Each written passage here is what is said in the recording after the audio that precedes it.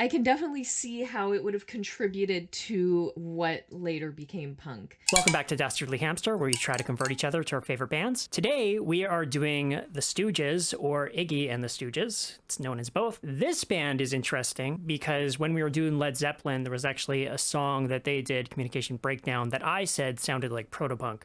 And actually, a lot of punk bands had used that song as influence. So I wanted to show you Protopunk. I'm showing her Search and Destroy today. If she likes this one, I get to show her another song of the same band. For those who don't know, Protopunk is punk before punk actually had a name. And a lot of people credit the Stooges as being the first real punk band.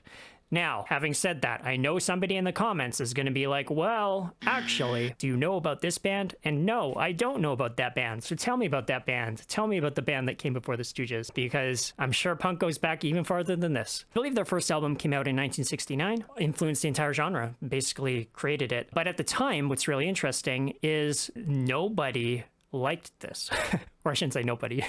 This was not very popular at the time. So they were, I guess, made this style something more generally accepted, I guess. Mika, what do you expect going into this song today? Well, there's a lot of stuff I like from the late 60s. I definitely have high expectations considering some of the, amazing world-changing music that came out in that time period. So that's a very high bar, world-changing. High bar. Which, to be fair, it did change the entire world of punk rock, at least. But you talk about Communication Breakdown, which is not one of my favorite songs. I played it for you because I thought you'd like it, because it sounds kind of punky. Now, one interesting thing is that when you first told me about this band, I'd never heard of this band, so I questioned it. So I did a quick Google search and found out that Iggy Pop is the Iggy. That's right.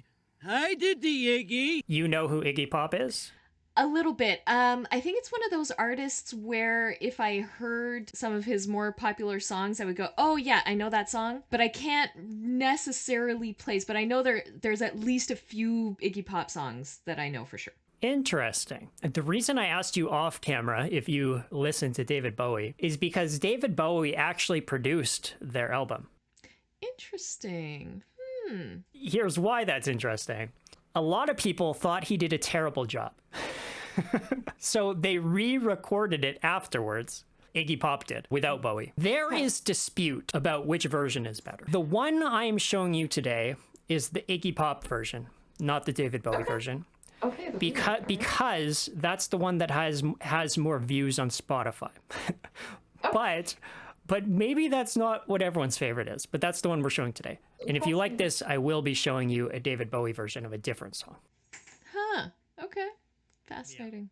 Yeah. If you'd like to suggest some songs for us to react to, you can donate to us on Patreon or buy me a coffee. There are options for a guaranteed reaction or to enter your monthly suggestions into a draw. Monthly members will get access to our reactions up to a month early.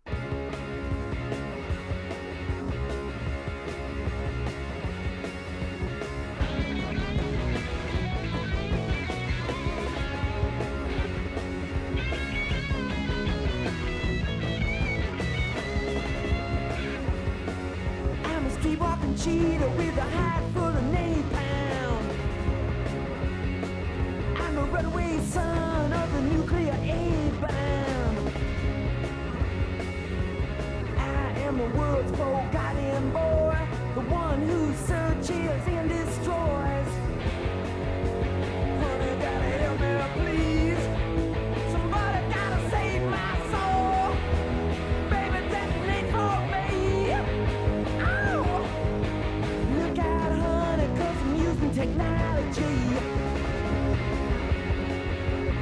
I can definitely see why this would be called proto-punk. I can definitely hear the punk elements in it. I can see how in 69 this kind of thing could be world-changing. I don't really know what the landscape was for this type of music at that time, but I can see how around that time it could have been fairly new sounding. Although I do feel like I hear some 50s in there. And then in terms of the lyrics, I'm getting a lot of like war type references. For Son of Nuclear A-Bomb, I think of the bomb being called like Little Boy. I wonder if he's himself saying that he's a bomb. And at the time, that kind of stuff would have been way more topical. This is right when Vietnam is happening. The World's Forgotten Boy, this I feel is very punk. This sort of angst, this feeling of abandonment, being an outsider. I can see how, in addition to the sound being proto-punk, that with it came the ethos of being an outsider, of being an outcast. On the one side, the war metaphor, but also this idea of being a young man who's angsty and wants to visit his anger upon the world. And then again, this thing of detonate for me. Again, it feels like, you know, a young man who feels wronged by the world and is ready to explode. Ow! Look out, honey, 'cause I'm using technology. Ain't got time to make no apology. So radiation in the dead of night. Love in the middle of a firefight. Honey, gotta strike me blind. Somebody gotta save my soul. Baby, penetrate my mind. And I'm the world's forgotten boy. The one who's searching to destroy. And honey, I'm the world's forgotten boy. The one who's searching only to destroy. Hey! Hey! Hey! Hey! Hey! Look out, honey, 'cause I'm using technology. Going in the same theme that I'm already going into, using technology to me has the double meaning of talking about the atomic bomb, which was the advanced technology at the time, but using that technology to destroy, to kill, cause mass deaths. The other meaning being that he's a modern young man living in the modern world, but with this desire to lash out. Look out, honey, 'cause I'm using technology. Ain't got time to make no apology. So radiation in the dead of night. Love in the middle of a firefight. Honey, gotta strike me blind. Somebody gotta save my soul. Baby, penetrate my mind. And I'm the world's forgotten boy. The one who's searching to destroy. And honey, I'm the world's forgotten boy. The one who's searching to destroy.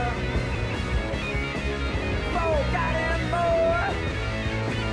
Forgotten boy.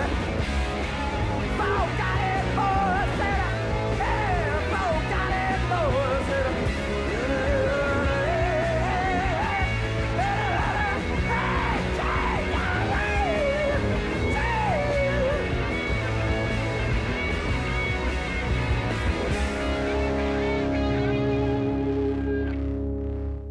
I really love the ending. Yes, the ending is so good. I absolutely love that explosion of sound, everything that was going on there. And it did sound ahead of its time, something that, became more common over the years, but I can see how it would have sounded very fresh at that time. Musically, I liked it.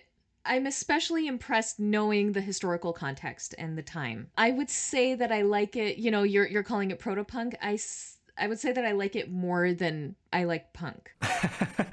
Well, that's what I was saying, is that because it has elements of classic rock and roll in there too, I thought it would blend together well for you. Yep.